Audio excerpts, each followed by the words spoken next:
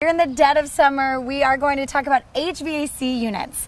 This is crucial for everybody's home to work properly during the summer. So we're with Dusty Mitchell now with Plumbing Service Company. You guys don't just do plumbing, you're the HVAC master as well, right? That's correct. Okay, so me, a homeowner, what's the first thing I need to do to make sure my house is prepared for June, July, and August? First thing you would want to do is let's look at some filters. Make sure your airflow is proper on the indoor unit. Okay, so what are we looking at when are we changing the filter? Do we always have to change the filter? Walk me through that. Well, because we're in West Texas, we do have a lot more dirt and debris in the air. So one of the things you'd want to do is make sure that you change your filter probably more often than what they recommend even on the filter. Okay. Especially if you use a filter that is a completed filter or a HEPA filter, something that's going to catch more materials, you're going to have to change that more often, even though it's more of an expensive filter.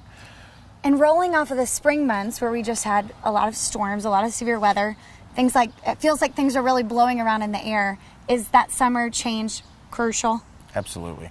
It's going to be pretty much once a month you need to change your filters, regardless of what type of filter you have. Even if it, like I said, it says 3 months on it, change it every month. Good to know. Well, let's go. When's the last time this house has had their filter changed? They change them pretty regularly. Let's go take a look at them. Okay.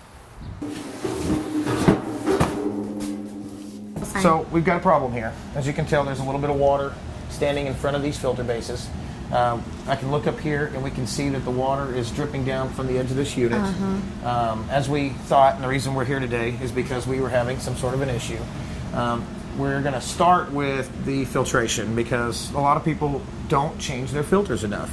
And when we get in here, like we were talking about earlier, we're going to look at these filters, and the first thing we're going to notice is that, again, oh, and that's wet as well? That filter has been wet. If you ever notice a wet filter, you've got a problem. And it may be simple as a condensate drain stopped up, which is easy to fix, or we actually have a Freon issue and the coils are stopping up, or you haven't changed your filter enough. Okay, and if you haven't changed your filter enough, that can restrict airflow, which will cause a problem with the unit being able to work efficiently and can cause the coils to freeze. Airflow is absolutely important, like I said before. Making sure that the airflow is proper is going to be beneficial. So in this case here, we have an issue. Okay. And that's why we're here. We're checking this out now today. And what's interesting that I immediately see is we don't have the same water. We don't have the condensation on this unit. Correct. So for what we can assess, this side of the home is operating as it should be. That's correct. Everything's going well, but this is clearly our issue. That is correct. Now, is the homeowner experiencing issues with this side of the home? Do we know? Yes, and that's where we got the service call today. Just come out here and take a look at this and figure out what's going on. Okay, so let's change those filters. Yeah, definitely. Okay, so if you buy a box of filters, they typically come in a package of 12. Most people only have one unit, not two. Now, but in that case, tell me the rough cost of a filter. I mean, it depends on the type of filter that you're using, but if you're using a standard cheap filter, you can usually get them pretty cheap, a couple dollars. Yeah. If you're using a filter that's a excuse. little bit more extensive, like these here, these pleated filters are a little bit more costly, but they do a better job of cleaning the air. However, with that being said, the fact that they take more out means they got to be changed more often. So if you want to make sure also when you change your filters, there is a little indicator that shows you which direction the airflow is going. If you're not sure which way the airflow is going, basically if your air comes out of the floor, the air goes down. If the air comes out of the ceiling, the air goes up. Okay. So the arrow needs to go up on both of these. We'll go ahead and change our filters before we go out and check the units because I had it sideways. I'm not the expert, guys. that's all right. You're doing great. That's perfect. So if you see water pooling around the unit, obviously the water will damage the wood or the area that it's sitting on. So one of the things you want to do is if you see that, it's time for a service call. You've got something going on. Another thing to look at is if you'll see right here, there is a little bit of like a green corrosion. That's a good sign that water's dripping there. You can also see the condensation drip off the unit. This is showing signs that this unit's actually freezing up.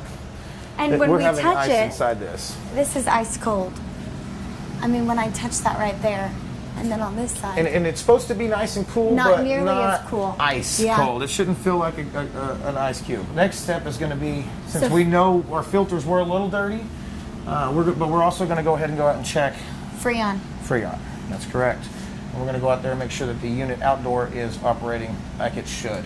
Okay, so we come out here. My technician has turned the unit off because he did identify that we had a problem. And he wasn't even in the basement with us. He knew. That's correct. With our gauges, we're able to tell you pretty much anything that's wrong with the system all the way to the other end just by simply looking at the numbers. So in order to get a proper reading, we have to actually do it through a system called superheat and subcool. And we have these gauges here that actually take that temperature of the line as well as the pressure that gives us the ability to calculate the proper superheat and subcool.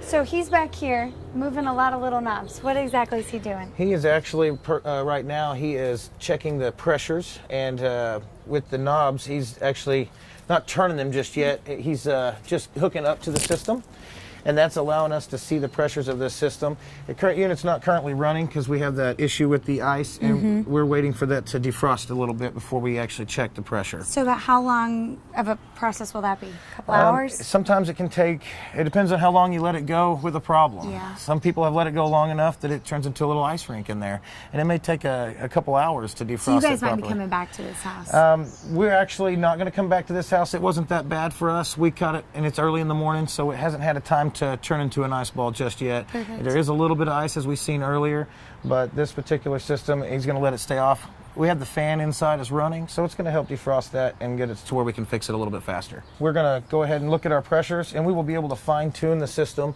with our gauges by hooking up to this bottle that you see down here, and we'll be able to apply the Freon to the system and get the system back up to its proper charge, and he'll be able to tell that it's perfectly working from that charge, from the superheat and subcools we just spoke about. No more ice rinks, and my house is feeling good. That's correct. Another thing that's really important to do, especially in the summertime when you're running your unit, and if you have a heat pump, it's winter as well, but the outdoor unit will get cluttered with dirt and debris, especially if you have a bunch of trees around. Oh, yeah. And you get this little dust bunnies and little cottonwood seeds and stuff like that that will collect in there, and especially bird feathers. If you come out and you can't really even see it, as you can see down here, you'll see that this has got some buildup down on the base of this coil. All right, this buildup is a good indication that we actually have more buildup inside the coil that you can't see. The coil is about 2 inches thick, so it's thick enough that you can't actually see what's caught on the inside of this. So what we'll do is, here in just a minute, we're going to go ahead and clean this out while we're waiting for this to defrost, and we'll go ahead and get a hose and do that now. So we've pulled the hose around. We're getting ready to clean this. That's correct, and we're just going to do a nice, easy cleaning. One of the things you want to remember is not to use any sort of nozzle sprayer, just to use a regular hose with your thumb on it, Okay. because if you use too much pressure, you can actually damage the coils, and that will cause it to have more problems than what a hose can fix. So let's go ahead and turn the water on. So we've pulled the hose around. We're getting ready to clean this. That's correct, and we're just going to do a nice, easy cleaning. One of the things you want to remember is not to use any sort of nozzle sprayer, just to use a regular hose with your thumb on it, Okay. because if you use too much pressure, you can actually damage the coils. You can actually see down at the bottom here where a lot's coming out. You just put your finger in front of it and kind of work a little area and work your way down to the bottom of the coil, like so, and come over and do another little spot. And basically, we're going to want to do this all the way around the coil. Okay.